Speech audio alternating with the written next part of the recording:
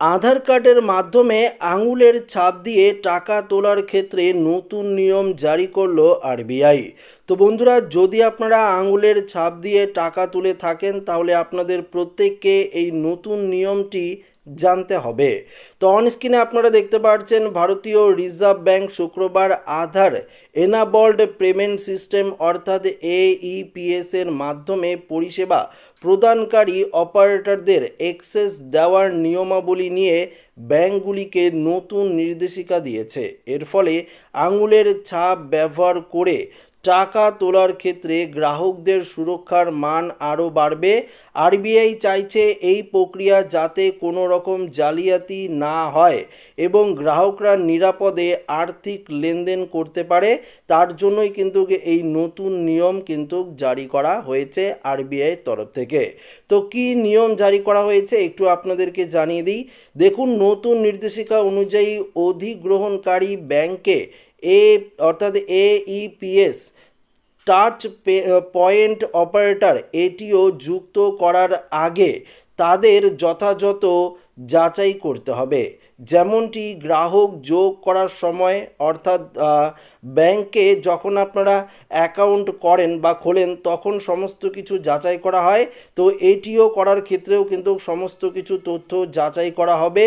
যদি কোনো এটিও 3 মাস নিষ্ক্রিয় থাকে অর্থাৎ 3 মাস ধরে আপনার এটিও নিষ্ক্রিয় আছে তাহলে লেনদেনের অনুমতি দেওয়ার আগে ব্যাংকে কেওয়াইসি যাচাইকরণ করতে হবে। এই নতুন নিয়মগুলো 2025-এর 1 জুলাই থেকেই কার্যকর হবে, যা অনলাইন আর্থিক লেনদেনকে আরও সুরক্ষিত করবে। অর্থাৎ যদি আপনাদের অ্যাকাউন্টটি যে রয়েছে সেটি যদি 3 মাসের জন্য নিষ্ক্রিয় থাকে তাহলে কিন্তু কেওয়াইসি যাচাইকরণ একবার করতে হবে, কেওয়াইসি ঠিক করা রয়েছে কিনা, তারপরেই কিন্তু আপনারা আঙুলের ছাপ দিয়ে টাকা তুলতে পারবেন।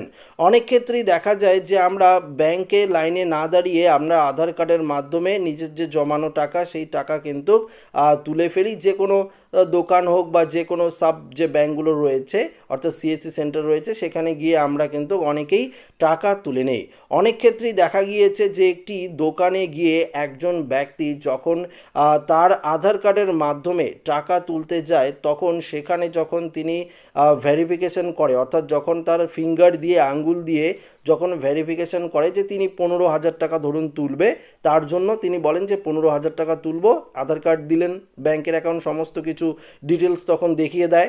তখন যদি সেই ব্যক্তি বলে যে আমি 15,000 বা 10,000 টাকা তুলবো তখন তাকে অবশ্যই যে বায়োমেট্রিক যে সার্ভারটা রয়েছে অর্থাৎ বায়োমেট্রিক যে একটা যে অর্থাৎ যেখানে আপনারা আঙুলের যে ছাপ দেন সেই মেশিনে যখন আপনারা আঙুলের ছাপ বসান তারপরেই দেখা যায় কি যে হঠাৎ করে আপনাদের অ্যাকাউন্ট থেকে টাকা কেটে নিল কিন্তু আপনারা বুঝতে পারেন না।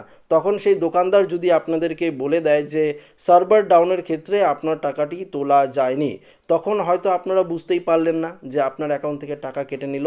তখন কি হয়, যখন আপনারা ব্যাংকে কয়েকদিন পরে ব্যাংকে গিয়ে যখন আপনারা পাসবুক আপডেট করাতে যাবেন তখন দেখতে পারবেন যে আপনার অ্যাকাউন্ট থেকে সেই 10,000 বা 15,000 টাকা কেটে নিয়েছে। তখন আপনারা কি করবেন?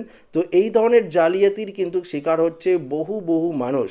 অনেকেই আছে পড়াশোনা জানে না, তারা এই ধরনের কাজগুলো করে ফেলে বা গিয়ে তারা আঙুলের ছাপ দিয়ে টাকা তুলে ফেলে, তখনই কিন্তু তাদের এই ধরনের সমস্যাগুলোর শিকার হয়। তো এই ধরনের সমস্যায় যদি আপনারা না পড়েন তার জন্যই কিন্তু রিজার্ভ ব্যাংকের তরফ থেকে নতুন নিয়ম জারি করা হচ্ছে যাতে আপনারা আর কোনো জালিয়াতির শিকার হতে না হয়।